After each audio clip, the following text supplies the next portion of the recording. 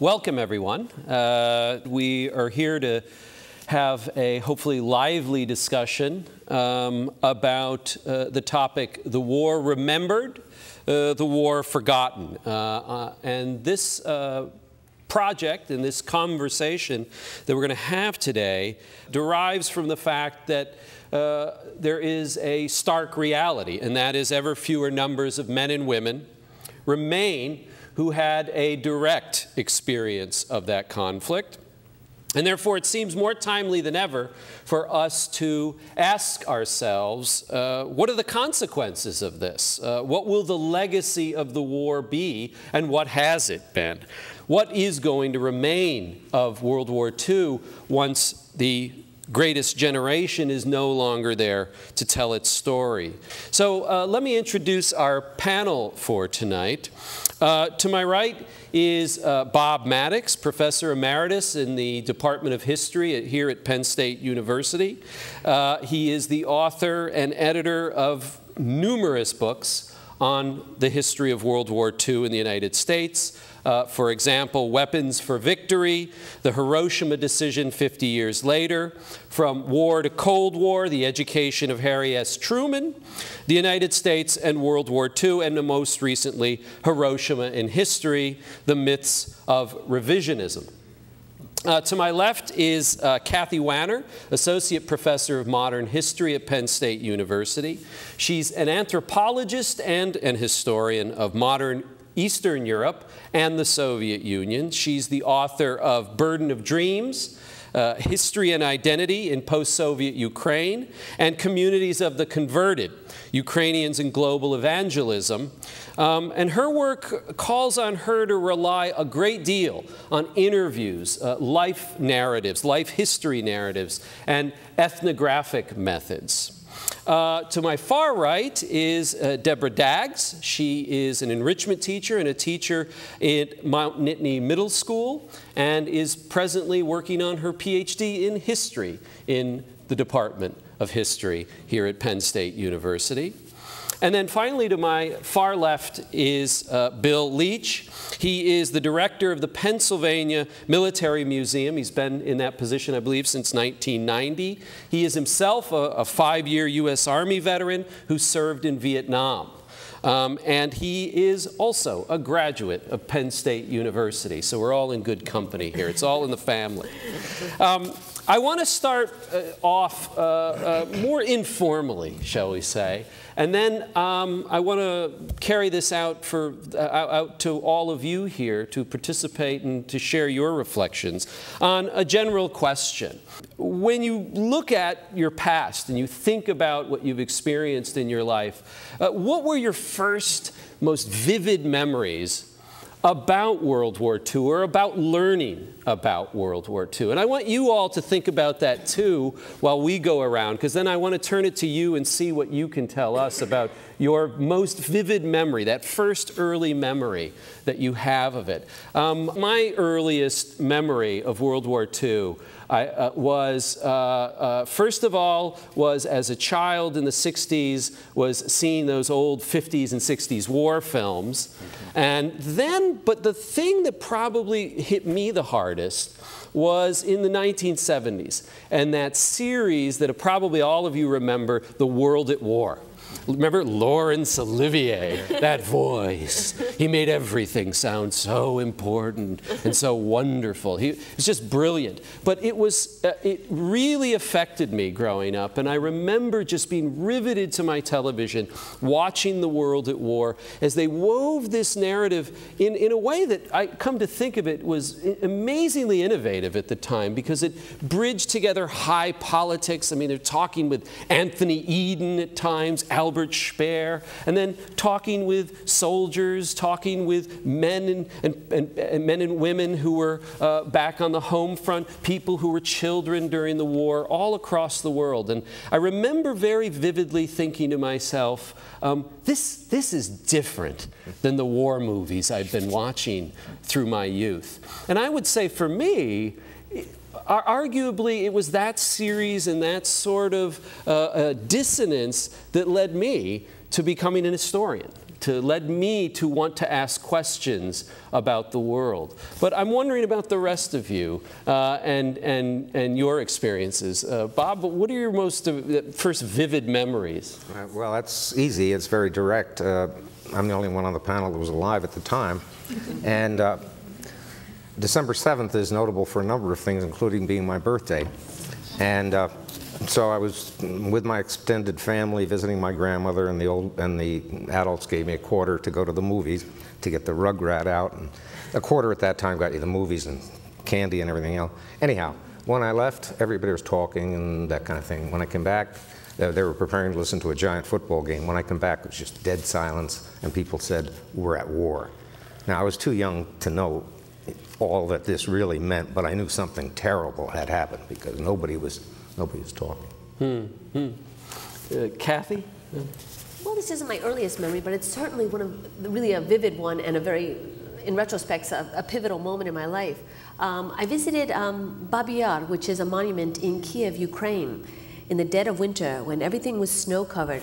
It's a very, Kiev is a very big urban center, but within it is this a monument that has been set up. It's an enormous ravine where many, many, many people were executed, including in a little bit better than a 24-hour period, over 30,000 people. They were just gunned down, and very often those that were shot but were not yet dead eventually died because of suffocation, of being covered by other bodies. They just kept coming and coming and coming. So it's a truly grotesque place. And I knew that before going there. But once I went there, I was really unprepared for the enormity of this ravine. It was huge. And at the time, it was very, very understated the way they commemorated it. There was simply a path all around this enormous ravine. And a person was meant to just walk around in solitude and take stock of what happened there. And it was in winter, as I mentioned. Everything was snow-covered, so your footsteps were silent as you walked around. And as I walked, I was haunted by a poem written by Yevgeny Yevtushenko, who described this ravine as one giant, soundless scream. And I really felt just the spirit of this place where so many people had been killed. And that on one level, just the enormity of the tragedy. And this was, for me, at a very young age, sort of a window into just the greater enormity of the tragedy that was wrought on Europe during, well, not just Europe, but at that moment, I especially took a stock of the European experience of World War II. And in that sense, that too, for me, had a really a generative effect on my interest in history and in exploring the experience of those that have lived through events that I only could experience in a secondary type of way. Deborah? Well, as I was thinking about this, mine, I suppose, is much more personal. I remember in the sense, personal in the sense of my family, because I remember being in my grandparents' house very often and seeing the pictures of my uncles in uniform, which of course raised questions. And I think for me, it created a sense of awe. Not only were they a lot younger than I would know them, but they also were very handsome. They looked very important in their uniforms. But it wasn't something that we talked about much as a family in terms of what their service was. I knew my uncle served, I knew my father served. And I recall one time, just sort of on the lighter side of it, just being at my grandparents' house and sleeping that night in my uncle's room that they had had when they were boys, and my brother was, in one side of the room and I was in the other, and I started rifling through the nightstand drawer. And of course my brother saying, "You're not allowed to do that, don't do that, you can't go through people's things." And I just kept going, and what I found was my uncle's Purple Heart, which I had no idea he had been awarded. I had no idea what had happened to him. At the time, I actually really had no idea what I was holding. And I said something to my mother later on saying, I did go through the nightstand, I had to confess that, and I found this pin, and why does he have a pin? And so then she explained to me what had happened, and talked a bit about my uncle's experience in the war because he was stationed in Europe and so was involved in battle, was obviously wounded. And it brought it home in a way that was very personal, but also very enclosed. I didn't at that time have any understanding of the broader issues. It was really just very much my family. Yeah. How about you, Bill? I was an early baby boomer. My dad was in the war, but I never heard any of his stories at all. I was born in '46 in Pittsburgh, and I wasn't influenced at all with it. He did not talk about it in any way.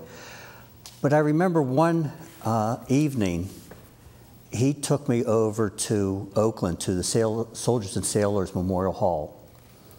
I must have been 8 or 9 years old, and there was a mass of people, all men taking their sons basically, into the hall. And they were showing a movie based on Hitler's book, Mein Kampf, but it was done in English, and it was from our point of view showing how tragic this war was. And I was just so completely blown away that something this profound had happened, and it was such a large scale. And I just wanted to know more about it. And unfortunately, my father wasn't the one who was going to be teaching me that. He was severely wounded, and he wouldn't be talking about his experiences for years and years. I went to my grandfather, and then who basically helped me. But I think that really spurred an interest in me to understand what was going on. It really had a really deep impact with me. Interesting. How about other folks here? Any thing you could share with us about those earliest memories that you have? My father served in World War II. My parents were married right before he went overseas, and we were a German household. There wasn't a lot of conversation in our house growing up about anything. But when there was conversation, it was about the war. And they became kind of different people with each other when they talked about it. They became more vibrant, alive, and animated, and talked about different things. And even at the earliest age, I remember being 4 and 5 years old, sitting around the table and listening to them. And it took years for me to realize that it was that time of their life where they felt the most alive and had some of the most interesting and exciting experiences. And I think in some ways, everything had paled a little bit in comparison. So when they went back to that place, they almost became slightly different people and different with each other. And it was always remarkable to see the change that would happen when they started talking about that time. I sort of became aware that something was going on because I'm Jewish, and there were some memorial candles lit in front of the pictures of some of the folks that I knew were overseas, and the letters stopped coming from them, and there was a great deal of weeping. But we were sort of spared, you know. It was just we're remembering these lovely people and all, but apparently there was a great deal of anxiety about what had happened to them. We still don't know. We've never really been able to find about our relatives in Poland. But gradually, it became more and more real. Our family housed a refugee from England. You know, one of the kids that was sent out that was in the bombs. You know, when London was being bombed, and then he would tell us, you know, stories, and then came December 7th, and it became more real.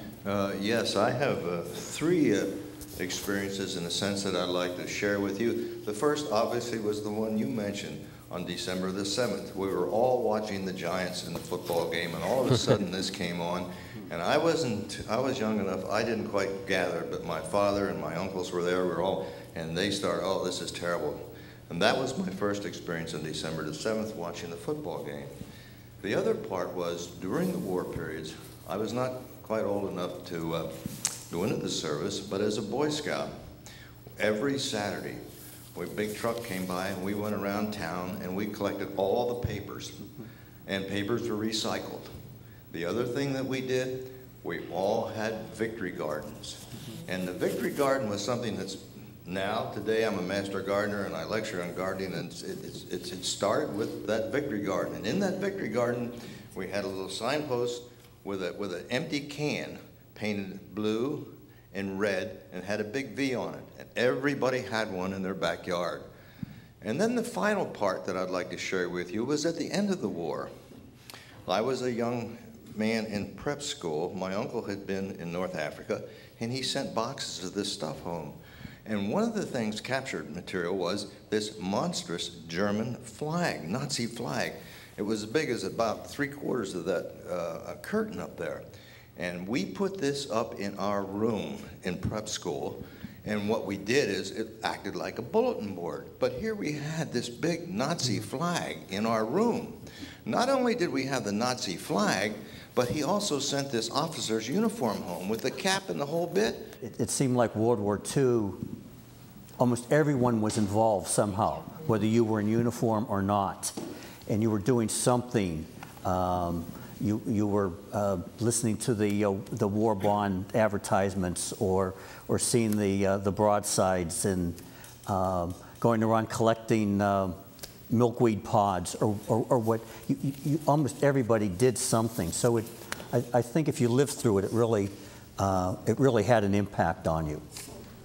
Yeah, and what I think is also interesting when I'm hearing these stories as well is there's something distinctive also about that American experience, in that because it's a nation of immigrants, the tentacles of the war, if you will, extended in odd ways. German families whose homeland now is going to war against Germany, and Jewish families who have relatives abroad wondering what's happening to them. It's a story that has so many different, sort of onion layers, if you will. I want to put out a question to Bob Maddox to start with, to talk a little bit about what we know historically about soldiers' experiences and the way that American soldiers in particular have talked over the years and decades about the war and thought about the war. Were there things that were different about World War II that really stamped the way in which soldiers both experienced the war and also then talked about the war afterwards? Well, I think unlike some of our other wars, there was virtual unanimity, not that the war was good, but that it had to be fought. So there were no dissension, there weren't soldiers walking around making a peace sign or anything like that. But one thing and I'm not going to talk long, but I want to point out that what's skewed is the people you see on interviews on television are largely combat veterans. They're the people that fought on Iwo Jima and Okinawa and so forth. But for every one of those, there were 5 or 8 or 10 who never got out of the United States, who got rich off the black market, who loved being in England because they had plenty of money and there were girls of it. So you're not going to see those interviews with guys crying, saying, yes, I had the best time of my life, I made $1 million stealing sea rations. You're just not going to hear that kind of stuff. So in that sense, it really is skewed, not so much for those of us who are old enough to remember it, but for those who depend almost totally on televised interviews. Here's the program on this, again, Iwo Jima or something.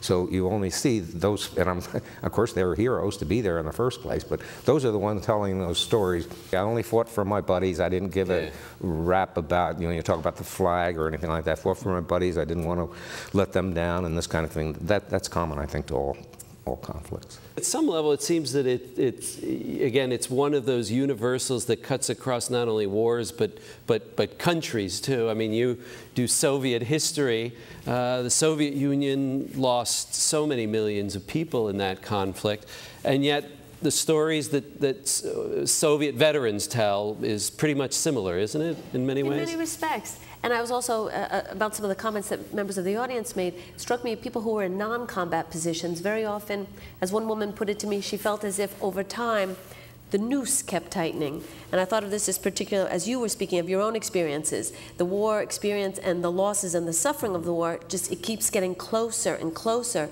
and it feels like a noose that is tightening around your neck, and you hope that it all ends before the noose gets so tight. And I think that's very common to people who are in non-combat positions, how they get drawn into the war. And I think it was so widespread in World War II, and this is why we saw the likes of victory gardens everywhere, in an effort to stave off that noose, if you will. I want to ask Bill Leach a question, because I want to talk a little bit about how we come to World War II now a bit, and to talk about how we, as people trying to grapple with it so many years later after the fact and introduce people to it, as somebody who's the director of a museum that focuses on just this very thing or this very phenomenon, who comes to your museum? What kinds of people come to visit you? And is it families? Is it individuals? Is it all of the above? Is it class trips? And what do you think, in a way, people are looking for when they come to your museum? It's really veterans driven. Veterans come with their families. They want their grandchildren to understand some of this. A small percentage like to look at the stuff. Museums typically have good stuff. But museums are changing that focus to the experience side of these events, these monstrous events. And they're very, very hard to grapple. Most veterans had a very, very narrow focus of the war.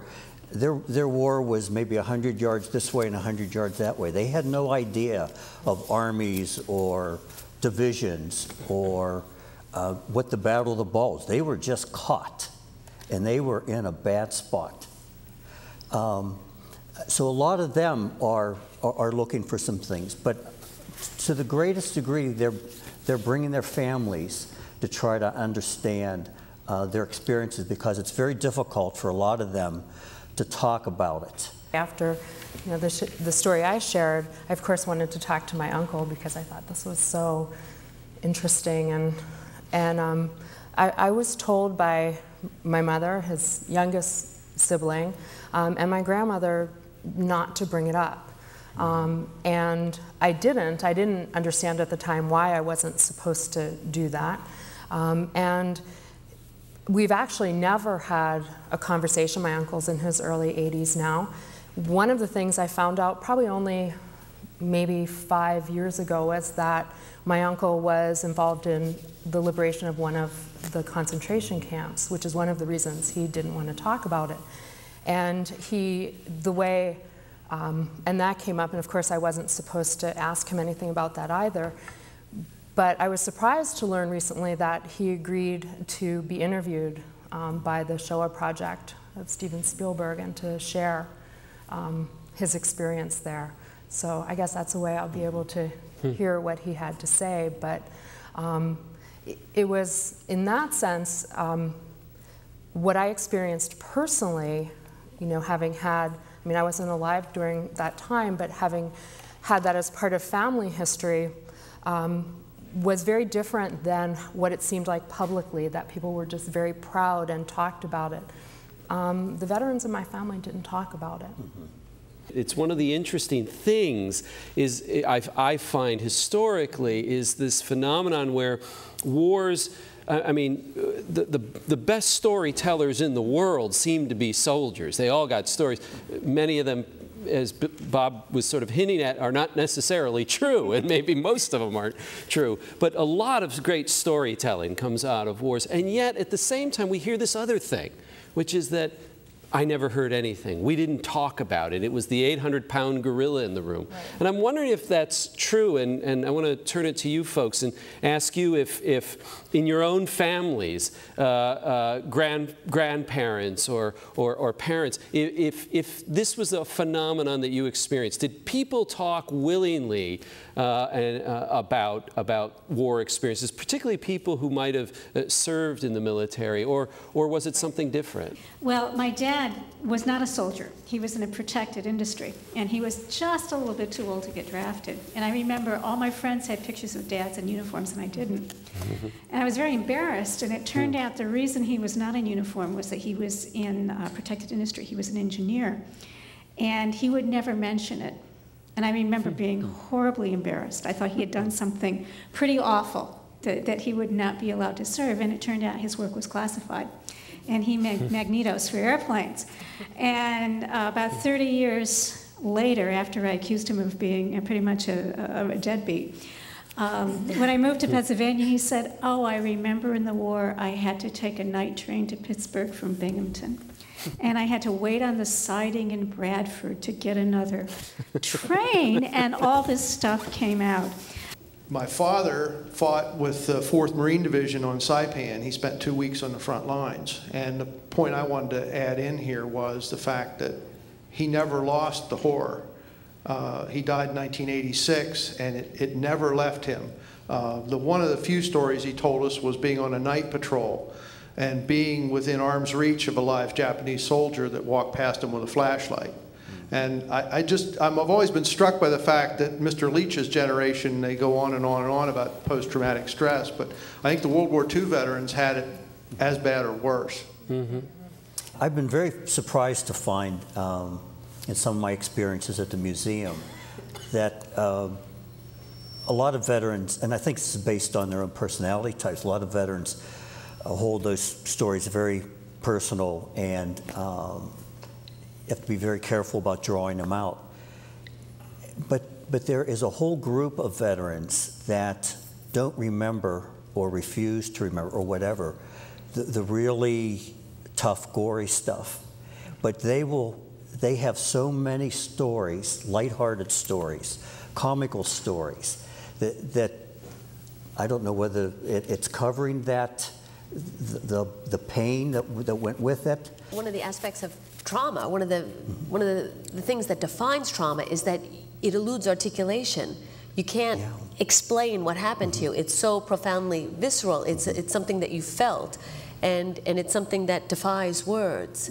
And I think that's why, though, nonetheless, it is so important. Memories are so important, and telling memories, because when someone attempts to explain, like finally in the case of your uncle, late in his life, tries to explain what happened to him, it's for those of us that hear those stories that don't have firsthand experience, it's a lot easier to tell those stories and to help explain what happened and why it happened and perhaps what it felt like. Those that experience things secondarily via stories, via memories, are in a far better position to explain the extent of the trauma. But I think it raises an interesting question too, because on the one hand, as we think about the legacy and remembering and forgetting, how do we preserve those memories that are difficult for people to speak or to share, so that we don't end up with a very sanitized, clean version?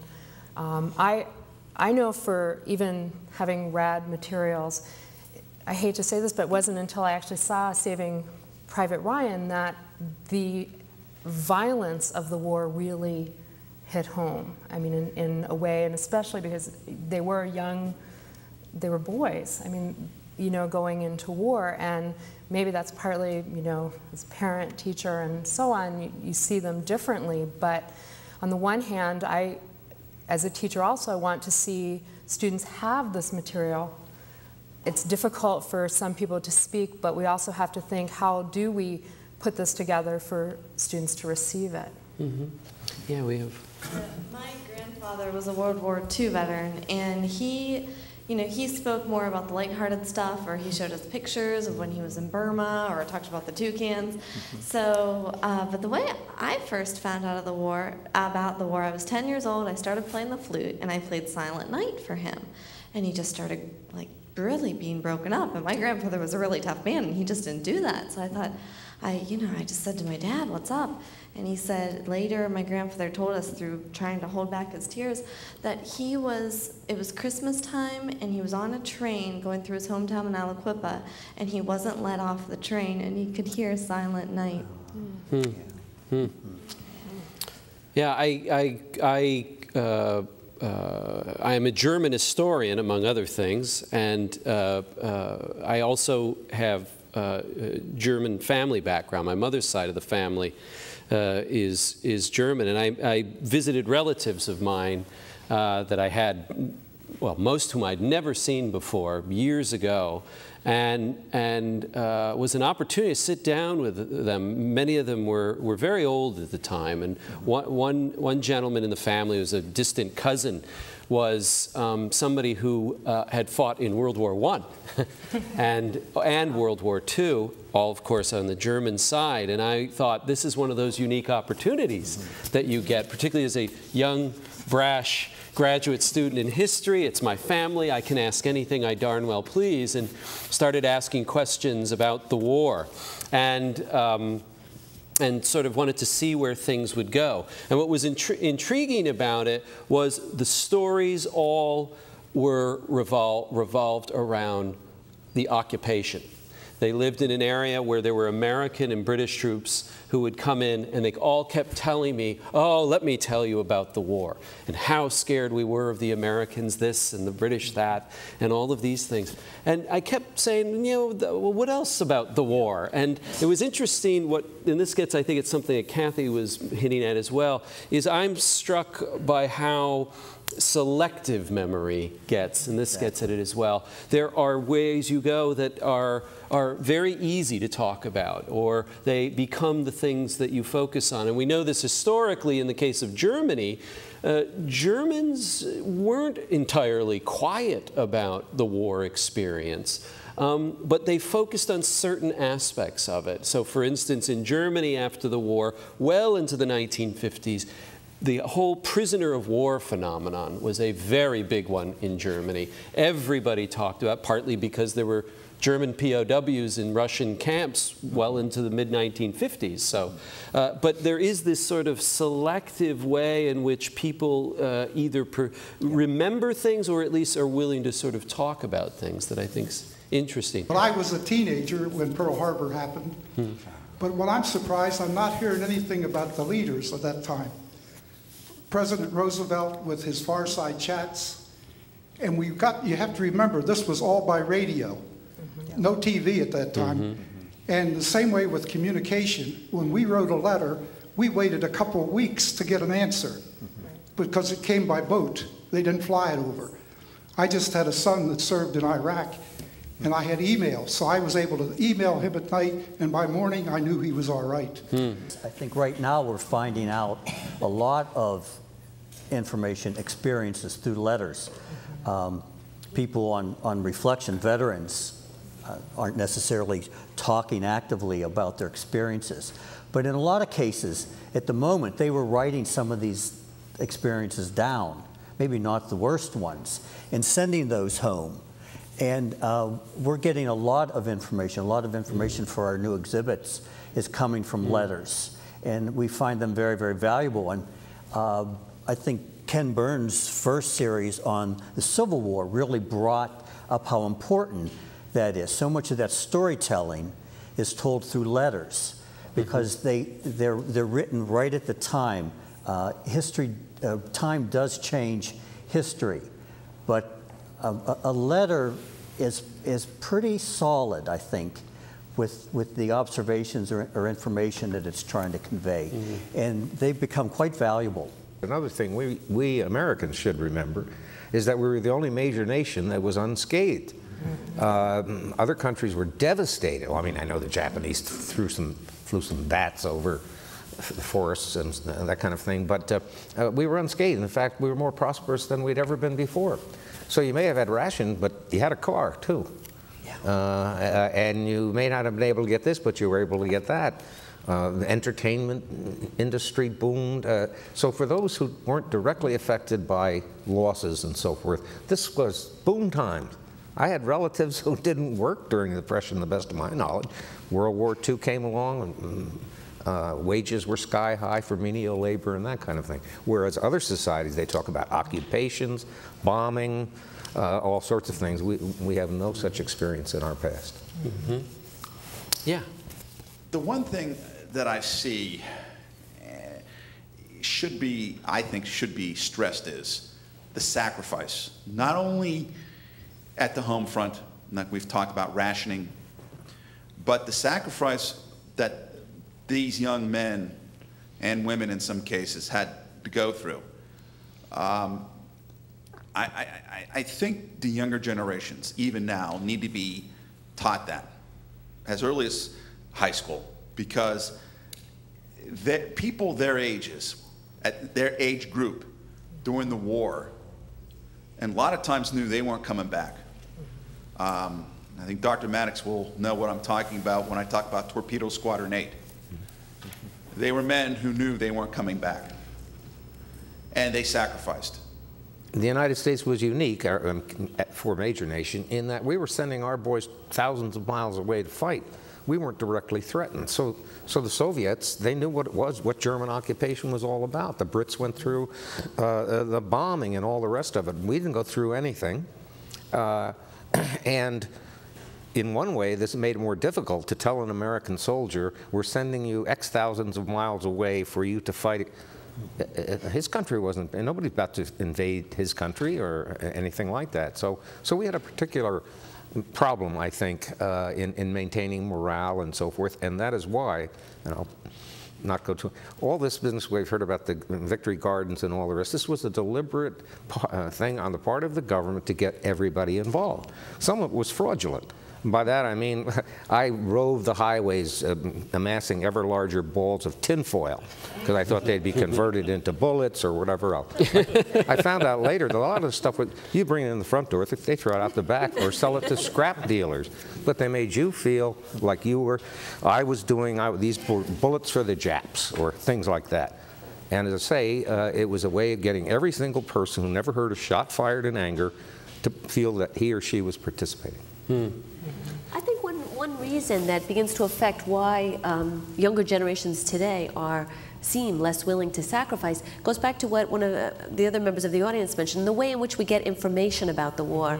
When you mentioned about the fireside chats and hearing those German soldiers all in unison and how that sent shivers up your spine, I could right away imagine what that must have felt like. And that's that's sending fear that's very different from people today who are bombarded day in and day out with images, horrifying images of destruction and suffering and killing and senseless death. And that tends to have, rather than this kind of invigorating, unifying solidarity, it tends to have the effect of numbing people to that war and wanting to distance yourself as much as possible from it. And I think how we get information these days, and the fact that you are not asked at all to use your imagination, carries over to that you're not asked, or you decline to sacrifice to support it. The two are linked, it strikes me. Well, unlike the panel, I'm not a historian, but I think wars have to be put in context as well. So the World War II generation is referred to as the long civic generation. They're the ones who vote, they're the ones who come out for civic activities, but they're also the ones who benefited in many ways from the social contract in America at that time. I mean, things were good in the post-war economy. They also got the GI Bill. They were the first generation to benefit from Social Security. So younger generations today get blamed a lot for not being patriotic or coming out. But I mean, loans to go to school are not as good. Even the GI Bill is not as good for veterans who serve anymore. And there certainly is not the same social contract in America that there was at that time. So if we're going to talk about a legacy, I think we should have a sort of broader conversation about why it is that maybe young people today don't see the war as something that's in their interest beyond communication. You know, I mean, what is it that are the ties that bind us together and hold us in some sort of social contract? Some people, or I've heard it said that GI Bill was the most revolutionary piece of legislation since the Emancipation Proclamation, and I wouldn't argue too strongly against that. It allowed people to whom college would have been absolutely unthinkable to go to Harvard, to go to Yale, because you mentioned that I was in the Korean War and we had a lousy Bill of Rights. But in the World War II, they paid tuition. You could go to any college that would accept you. They would pay the tuition plus a stipend.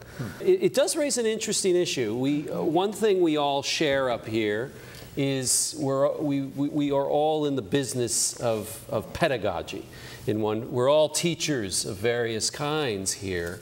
I guess one of the things I'm wondering about is about teaching, and I'm thinking about how the war is taught. You taught World War II yes. over many years here at Penn State.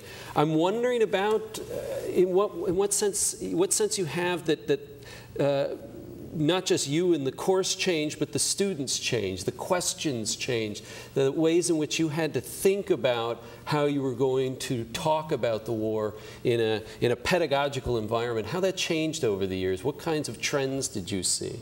All along, throughout the time I taught, it was the attractiveness, and the course was fairly heavily populated, was in part because people looked upon this as the last just war. I would never use the term good war, but just war. It's from what their grandparents told them and that kind of thing. And they want, the only real change that I know, well, and one other thing, is as time wore on, more realistic films and documentaries showing the downside became much, say in the 50s, everything was just cheerleading. Something like that. The only real change I noticed in the students, of course, was the onset and the growing anger over Vietnam. That did change many students' outlooks and so on. How so? In what way? Well, one thing, to accept that Vietnam simply, to accept the notion that Vietnam was simply the culmination of all the terrible American foreign policies that have existed since this country, you know the kind of people I'm talking about, that the United States is wrong in everything it ever did. But the Vietnam War brought a great deal of alienation and anger and so on the part of the kids. That was in one, but on the other hand, they still, I think, appreciated, if that's the proper word, appreciated the monumental thing that World War II was. I mean, for my students, of course, Vietnam and World War II, you could put World War I in there. I mean, they're all almost equally distant. Ancient. What kind of students are we talking about? How middle school students. I try to hide the fact that I do have recollections of Vietnam War, just only on the news. I was very young. But the last two members of the audience raised actually framed an interesting question, which is how do we frame these past events for the students? Because on the one hand, today we do, as you said, look at war in general differently. Some things that people think about World War II today were not prevalent in the 1950s and 1960s. But we also don't want to erode in any way, as you were saying, the sacrifices of the men and women who did go valiantly forth thousands of miles away. And it becomes a tricky situation pedagogically, particularly when students are young. What do you want them to take away? And that's one of the things I always have to think about. What do I want the takeaway to be? I can't always guarantee that's what it's going to be, because of course we all know from our own experience, we remember strange little fragments of things that were not at all the point someone was making. And so I find, for example, that one of the things I have to do with students, regardless of the war, I hate to say that, but when there's a lot of violence involved, yes, they need to know something about that. Yes, we have to choose the images carefully, even though they do see a lot of violence. Those are little snippets. And yet what I find is really important is at the end, and I don't mean to make this sound simple, but there has to be some element of the moving forward, I mean, in a sense, of the hope, of something that is not negative, not bleak. I mean, that certainly is true for my age group, because at least I personally feel if I leave them with that, I've taken something very important away. And there are, of course, stories to share of valor and sacrifice and what that meant, and the sense of community, certainly, that people had then. I also did have the experience of having students listen to some of President Roosevelt's fireside chats. After we could establish that, yes, people did listen to this. Yes, it was the only option, and people looked forward to them. Yes, it really was President Roosevelt speaking. And all of those things, you know, they could actually start to enjoy it in a sense of, you know, really listening to what he was saying to the people of America. And almost as if things in the background began to fade away. And in order to do that, I mean, obviously there needs to be a space, there needs to be a time, and they have to be able to let themselves go in that kind of direction. They really actually started enjoying them. Kids who weren't doing the project were like, that's pretty cool, what are you guys listening to? And there is something really stirring about listening to him talk to the nation. I mean, quite frankly, you know, that is important for kids who are Churchill speaking to people. And those things, I think, are there, and we do need to probably use them more than we do to give students a sense of how Americans felt at the time. In teaching about World War II, especially within the Eastern European context, I think the thing that really stuns students is movement, essentially. The enormous number of refugees that were produced and the enormous extent of the forced displacement.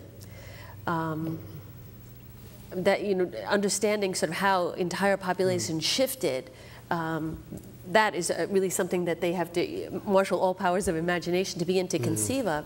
And secondly, what also really shocks them is the idea that borders, which our own borders, of course, seem so fixed and stable and secure, and how those borders in that part of the world are so plastic. They have shifted before, and then they shift again during World War II. And people who don't leave home, but nonetheless they become citizens of another state because the state borders shift, and beginning to take stock of what that means for a person in living their daily life when suddenly, you know, the state language is another and education is in another language, and on, what that means for a person and for their life trajectory. Those are two aspects. So movement both of people and movement of borders. I find that younger people especially don't have a very good grasp of geography and can't put all of this in the right physical context. And it's very difficult to understand for a lot of people the scope. You know, it involved the whole world, and it took weeks and months to get information back. And the only way folks at home could find out about it was to go to the theater on Saturday, and before the feature, catch the newsreel. The newsreels. World War II was the last just war, but it was a complete war. There was an end. I think it's the last war we've been involved where it ended. That's hard to justify sometimes. It's hard to talk about. So there's no good examples today that younger people know about that they can relate back to World War II. It seems seems like it would help often to draw a parallel, but in fact that's assuming, of course, that, for example, in the middle school students, that they understand the example that you're using in the parallel, and often they're both equally distant.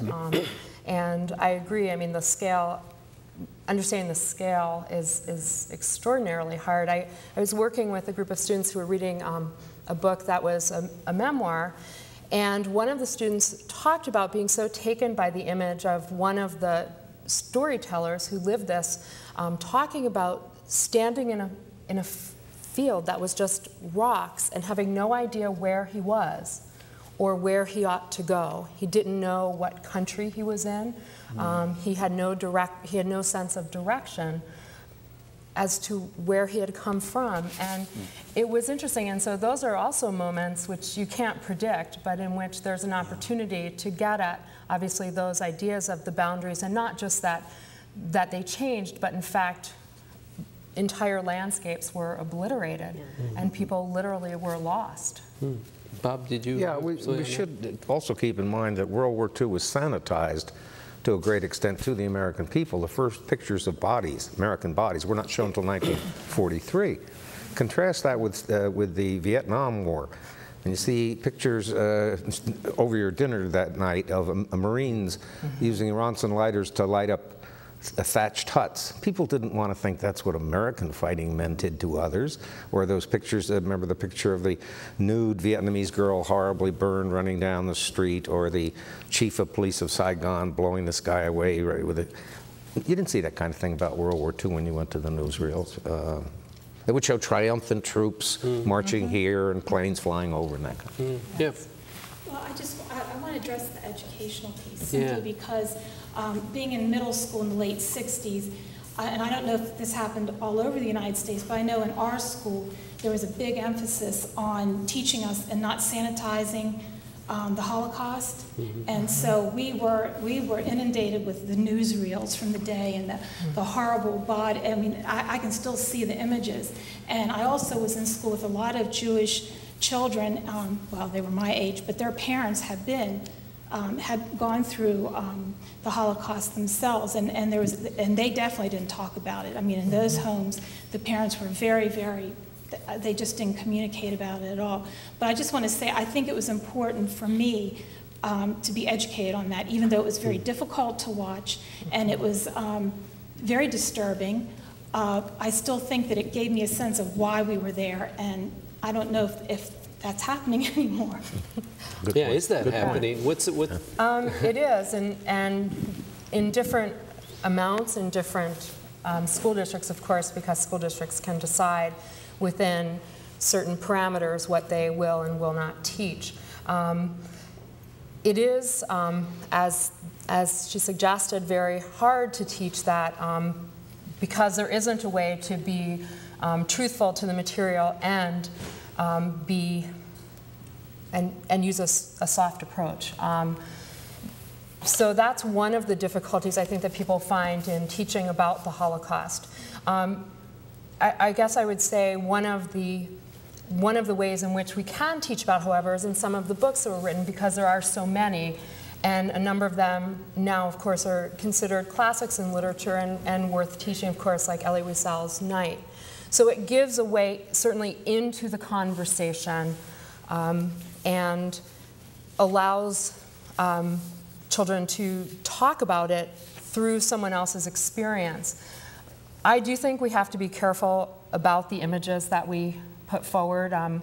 And I'll just, not that we shouldn't show them, but I remember, and this was just from my own personal experience as a parent, and my daughter knew something about the Holocaust, but when she was actually shown a movie, I didn't actually know she was seeing it that day, and she refused to go to sleep that night after seeing it, and just said, you know that they were children. She just kept repeating they were children, and no one came to get them. They were children, and it was just horrifying, to see her struggle with that. So I think as educators, too, we need to be really careful and mindful and hopefully involve parents, grandparents, other adults in the children's lives in that conversation, because it is very difficult. I just wanted to go one last time around and sort of ask all of you if you had any closing comments, particularly on where you think, in a sense, we go from here.